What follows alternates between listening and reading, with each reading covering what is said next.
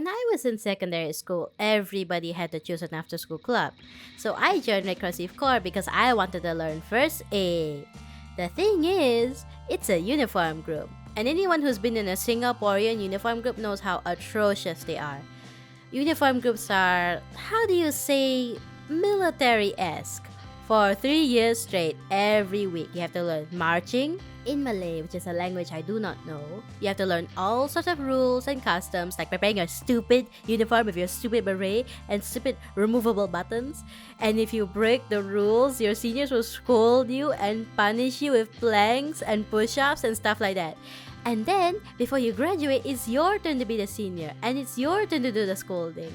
Anyways, in order to cope with this, I decided to combine my experiences together with something I loved, magical girls. And now, years later, I'm just stuck with a half wish fulfillment, half depressing magical girl world. It's significantly less whimsical than the Pretty Cure shows I watched, and it has more emphasis on world building, a magical girl society, characters dealing with mental health issues, all that. The character I'm drawing now, Malika Wang, was inspired by a single picture. This cheongsam from HHFZ, a Singapore-based studio that makes custom cheongsams, many of them cross-cultural. I saw this lovely cheongsam pantsuit that is made of songket fabric, which is a Malay fabric, but younger Beatrice mistook that songket for an Indian fabric. I thought that this was an Indian-inspired cheongsam design because of the drape at the back, which was a bit silly because I could have just read the Instagram post caption and realized otherwise. But I'm not gonna diss a 15-year-old, even if that 15-year-old is literally me. When I was at this age, all I really did was take a single idea and then make a character and then dump that character onto a pile of other random characters. No writing or character development was to be had. Little Beatrice just wanted a good time. This means literally all I had to go off developing Malika were just design elements. 1. Indian and Chinese cultural fashion. 2. Flowers. 3. Sword. The flower theme and sword part came from a previous character who I scrapped for being too D&D for my taste. R.I.P. Myrtle. By the way, I am sick, which is why I sound like this. Let's get started with some concept art of Malika when she's untransformed. You might be able to guess that Malika is Chinese Indian. She's half Chinese like me, and I already have experience fusing cultures with my own Sana design, which is a mix of Chinese Ming Dynasty fashion and the Filipino Maria Clara dress. Malika's outfit here is a Chinese cheongsam, which you may know as a qipao. I'm gonna fuse it with the salwar kameez, which is a top and pants combination that many Indian women in Singapore and many other countries wear on a casual basis. Usually, they'll wear it with a dupatta, which is like a scarf or a shawl, so she's gonna have that too. This outfit is literally perfect, so I won't be designing any more casual outfits, but you will see me redesigning her face over and over again. After a quick doodling break, here is another version of Malika, this time in her transform form. I'm trying to figure out what her hair and skin should look like. I will be fighting with her color palette for this entire video. In terms of writing, Malika's premise is that she is a very anxious person. She has loving parents, but since she was young, she has always been naturally terrified of being scolded or getting into trouble. So she's always been very polite, well-behaved, and soft-spoken. And then she turned 15 and got her magic. Please prepare yourself for a lot of lore because I love magical girl magic systems and world building. In the Warlock verse, as I call this world, every human has a core. It's like a pocket dimension inside them. Think of it like a terrarium for your soul. I was 15 when I wrote this system, which is why it's so confusing. Anyways, most humans have dormant cores that never break, but when the core randomly breaks, two things can happen. Most of the time, you turn into a demon. When the core breaks, it makes a pocket dimension that replaces some of the real world. Those pocket dimensions are called dens and take the form of all sorts of different magical environments. The human whose core broke becomes a demon, and they can spawn drones. As time passes, the den grows larger and larger. They can be the size of an apartment to the size of a city. Basically, think Madoka Magical Labyrinths, but slightly different. People also get second dens, which really sucks because the magical environments can be incredibly hostile. It's an issue to say the least. But that's when warlocks come in. If you're 14 to 15 years old when your core breaks, you don't become a demon, you become a warlock, which is basically a magical girl or boy. And then you get forcibly enrolled to join the Warlock Academy. The Warlock Academy, I'm working on the name, is on an island called Pulau Bintang. Interesting fact. In real life, Singaporean men get conscripted and are also sent to an island for training. Their island is called Pulau Tekong. The difference is that Singaporean men are conscripted for national service for 2 years, and warlocks are conscripted until they lose their magic, which is called retirement. The thing is, warlocks only lose their magic when they are 30, so that's 15 years stuck at the Warlock Academy doing magic stuff and fighting demons, or at least helping other warlocks fight demons. The in-universe reason for this is that demons are magic and only magic can kill magic and warlocks are magic. You know how 15-year-olds write. Younger Beatrice is so funny. Now you might be wondering, how are people okay with 15-year-olds being forced to fight demons? Anime logic. The in-universe reason is that Singapore is a really small island, and if they don't get all possible warlocks fighting, those demon dens might grow and then replace entire towns and eventually the whole damn country. And a whole lot of people are gonna get stuck wandering in magical wastelands trying not to die. So those magical kids are a sacrifice everyone else is willing to make. Plus, they do get paid really well, even the youngest 14-year-old warlocks. Anyways, Malika is now 21, 22. She doesn't fight though, not anymore. Hopefully you can get that impression from her. So in this design, I basically tried to include the drape from the original inspiration, but I added pleats to the front. Frankly, I think it looks really weird. The thing is the inspiration's drape is sewn on and removable. It's not a proper palu, which is the loose end of a sari that is usually draped over the shoulder. That's why it looks different on the picture. At the same time with my design, it looks weird to just put a palu there without anything else, because the sari is typically draped from a long piece of fabric. The whole outfit was really bugging me because physics-wise it doesn't make sense where the palu is coming from. I worry about these things because I sew in real life and clothing structure matters to me now. It's okay, I'll come up with a solution later. I did not want to take too much directly from the inspiration. I mainly just like the colors and the drape, but I want to change the silhouette. The pantsuit is really good looking, but the rectangular shape language is just too stable and reliable to fit Malika's character.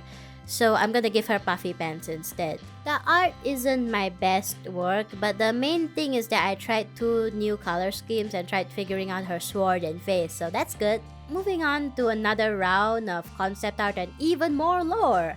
Every warlock has a unique power and can summon different weapons. They can't choose, but they can develop their power and figure out new ways to use them. Malika's power is that she can cancel both demons and warlocks' magic when she strikes her magic spells or shields or whatever with her sword. The visual effect is that when she does that, the magic dissolves into various kinds of flower petals. I just thought it was aesthetically pleasing. Why not?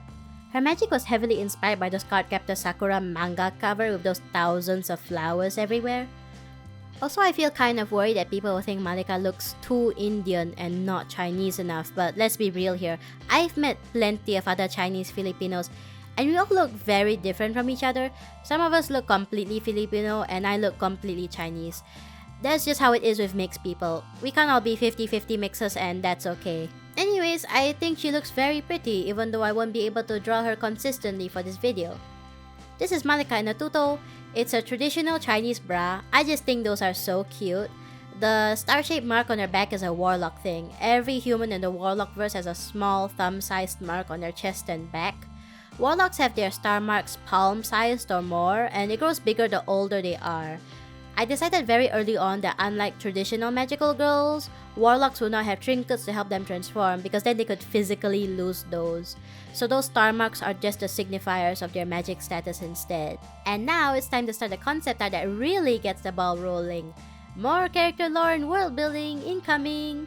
So, warlocks have a super strict hierarchy. Even a single year of difference in age means a lot in the warlock world since their magical lifespans are so short. They usually call their superiors ma'am and sir, which by the way, we also do in uniform groups in real life.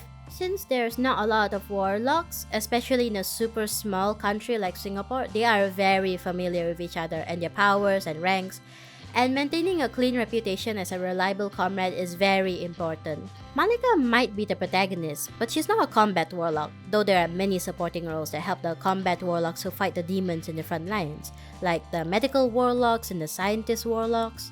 Malika uses her powers to break curses here and there, like if someone is infected with magic venom or sickness. Although Malika is technically both a medical and administrative warlock, she still feels deeply ashamed that she can't fight demons like she used to, so she tries her best to compensate for it in other ways. She's a really hard worker. Her only respite from work is tending to the gardens on the island. At least she has a gardening buddy. Am I finally done with the actual concept art? Yes! Oh my gosh, here are Malika's working clothes. I liked the form-fitting silhouette of the modern cheongsam and decided to combine it with a choli, which is a crop blouse worn with a sari.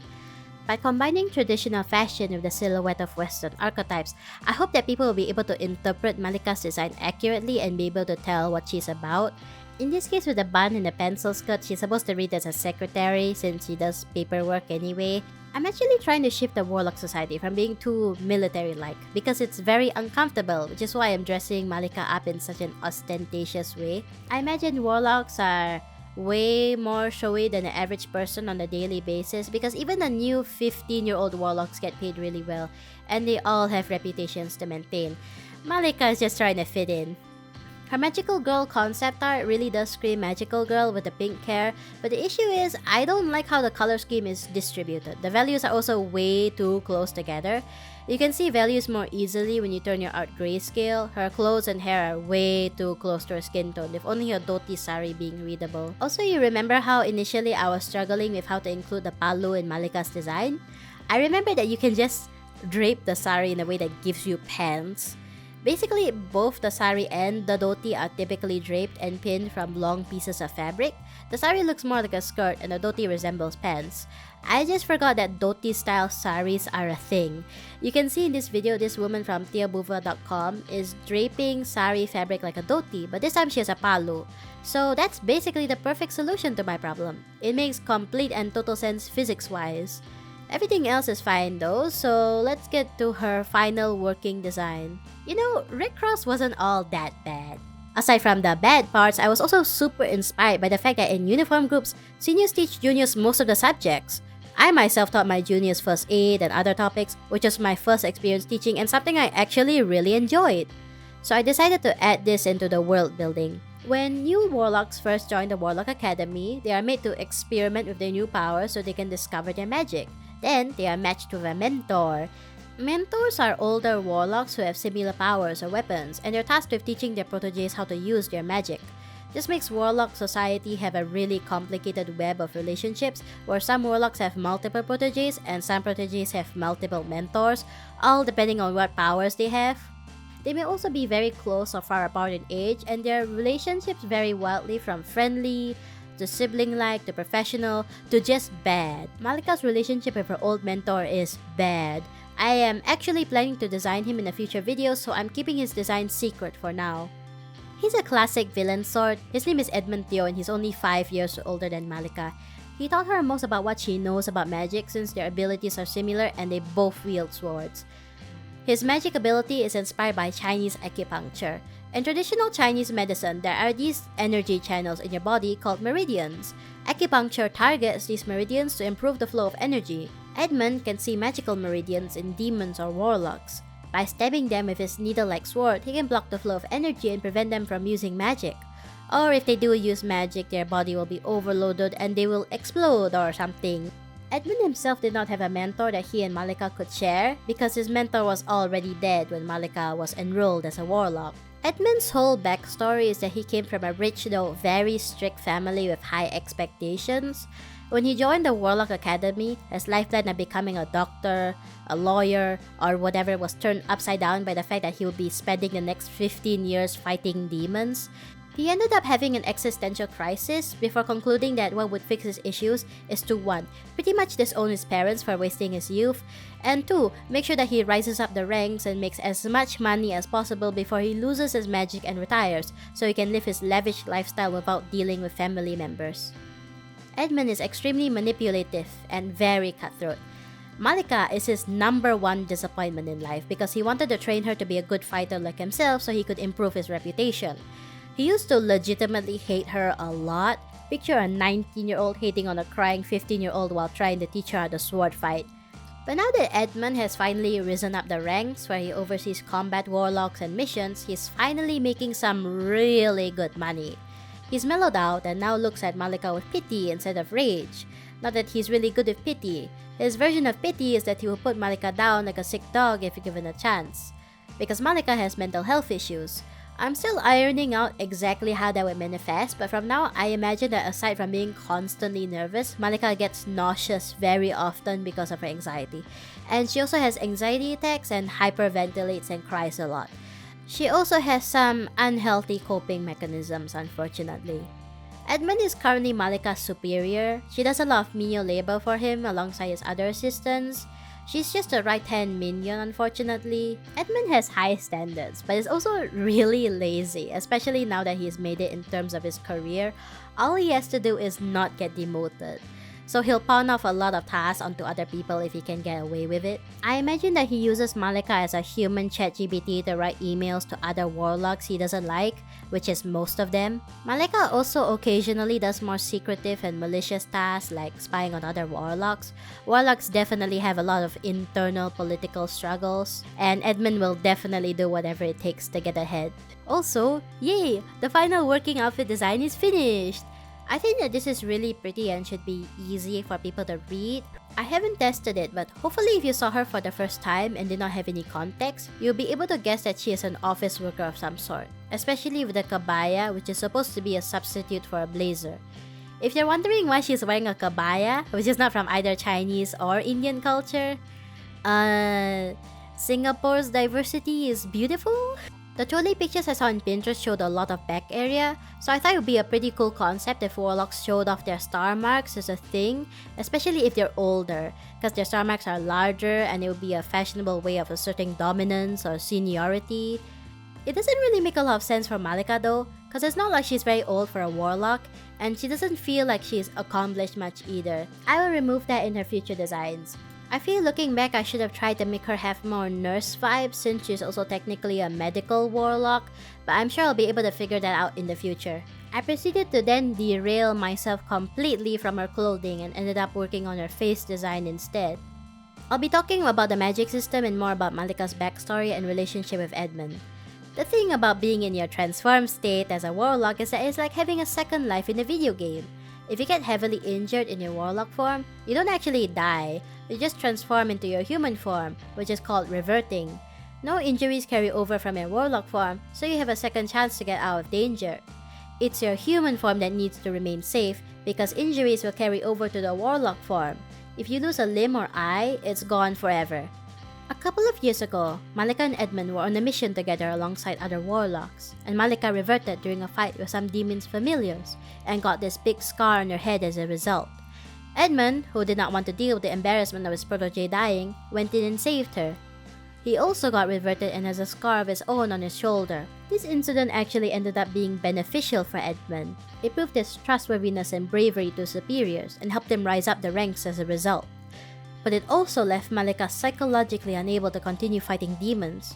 Edmund has also been holding the fact he saved her life over Malika's head for years now too, so that's terrible. Malika's character arc is that she grows able to tell Edmund that you chose to save my life and I can choose what to do with it. Something like that. I am going to be real with you right now. I did not look at references for the scars because every time I searched for them, I saw unhealed head wounds. I don't like looking at wounds, so I just went in without reference, so the scars are probably rendered wrongly. I apologize for that in advance. Anyway, I decided to put that scar on Malika's head because it gives a reason why she styles her hair with such an intense side part. I have no idea how trying to make her hairstyle make sense in-universe escalated into being such a big part of her backstory, but I guess we're here now. The scar also acts as a good visual shorthand to show how comfortable Malika is. Like when she's doing work and in front of Edmund, she hides that scar, but when she's sleeping or when she's with people she's comfortable with, she doesn't hide it. And now we're moving on to the final design. I'm going to be designing two versions for Malika's magical girl form. In the first healer version, she focuses on nullifying magic in a more peaceful way, and in the second fighter version, she's wielding her sword. By the way, Malika is specifically wearing jasmine in her hair. That part of her design was inspired by gajra. Gajra are garlands that can be made of different flowers. Jasmine is very common though. When I'm on the train, I sometimes see Indian women wearing it in their hair and I think it's really pretty. According to the research I did, it's not religious, but interesting fact, jasmine is a very treasured flower in Hinduism. It also smells really nice. Fun fact, in a real-life AU, Malika would be a devout Catholic and her parents would actually meet in church. Let me present to you my current plot so far. Most Warlocks don't really know what goes on in the Warlock Council that manages them in the Warlock Academy, but what they do know is that these days, a lot more of them are not returning from the demon dens. Warlocks are trained well and prepare very intensely for each mission, so they don't usually die that often in succession, and if they do, they usually recover the bodies. But it's been really strange lately because their bodies are nowhere to be seen. Then one day, Edmund calls Malika up to his office late at night. He's been more haggard and far more tired than usual. Malika has no idea what he's been up to. Edmund tells Malika something like, "Malika, I need you to come down to the suspicious basement we never use." He brings her down to the basement and Malika sees this monster. It's like a demon without a den, which is physically impossible. And then she realizes that this monster looks a lot like her old friend Guachang, who has been turned into a weird demon-warlock mix. Malika is like, "What have you done to him? Why is he a bird monster? Isn't he presumed dead?" And then Edmund is like, "That's none of your business. We were just trying to save him," which is a very blatant lie. And then he's like, "Anyways, I need you to take over blocking his magic so he doesn't escape and try to kill us all." So Malika is just stuck with this monster doing 14-hour shifts blocking his magic. Guachang is at least not trying to maul Malika because he recognizes her somewhat, so that's good. But he's suddenly not going to be sitting in his cage sweetly while the medical warlocks examine him. Guachang's sweetheart, Amira, who is 1, very smart, 2, very powerful, and 3, very angry, discovers what Malika has been doing and basically strong arms her into helping Guachang escape. That's where Malika changes from her first form to her second. I'm keeping some plot secrets so I don't spend another 10 minutes talking about lore. I'll reveal more as I design the other Warlock-verse characters. They're gonna get into so much trouble trying to escape Edmund and the other Warlock Council members, but they're also going to recruit more friends to join, so that's good. A lot of Malika's arc will be related to her mental health issues. The thing about having mental health issues is that it makes it really hard to differentiate between you and the chemical imbalance in your brain. You can't tell if it's a personal flaw or a sickness. Sometimes you feel like maybe you are the chemical imbalance in your brain. I think it'll be great to have Malika slowly rediscover who she is and learn that she does, in fact, have a personality aside from being anxious. Because I feel like during your worst times, you really forget that you're an actual person and not just a collection of flaws stumbling around everywhere. I also think it'd be great to have an anxious character who is still really important to the story and to her friends, and she has friends to support her and need her as much as she needs them. It would be very interesting to see an anxious person regain her self-worth, especially since she can't do what she's supposed to do as a warlock. I imagine she does way more paperwork in comparison to actual magical healing because of her anxiety, and she feels ashamed of that, but I think it would be good to see her accept that she has both strengths and limits. I've been having a lot of fulfillment working on the story. The other character designs are already stewing in my head. It's been very pleasing to return to a childhood story and be able to improve on it. I'm not gonna claim to be a better writer, but I'm certainly a better designer. There's a good chance you're here because you've watched my Monster High videos, and I really appreciate that. I really loved making those videos and I will make them again, but I want to take a break because I want to go back to my roots. So I want to work on my Warlock-verse videos for a while, and I'm gonna create more Southeast Asian characters in general in my character design videos. You know, after all this work and all this designing, I feel like her actual art is rather underwhelming. But I know that's because I have this picture in my head of all my characters. But this picture is always very blurry, and that's the reason why a lot of the time when I make characters, they just don't turn out the way I expect. But you know what? That's okay. I feel like her design is very decent. I'm glad I got this done, and there are a lot of good aspects to her design that I'm gonna try and appreciate. For example, I think her hair isn't that bad. Her hair is supposed to be reminiscent of jade, which is why it has that gradient effect. Her design is very simple, but it makes her very readable, so I'll take it. I'm definitely gonna be able to improve her in the future. I just need to give my brain some time to expand. Thank you so much for watching this video today. I really appreciate it. In my next video, I'm going to make Indonesian fantasy characters based off my friend's cats. Wish me luck. I'm also going to be working more on the Warlock verse in the background, so please do let me know if you want to see any particular characters like Edmund, Amira, or Guachang get designed in the next Warlock verse video. Also, if you're 18 and above, feel free to join my small and cozy Discord. Don't worry, it's an innocent, safe for work server. I just think adults should hang around people their own age. Thank you, cousin. Have a good day now.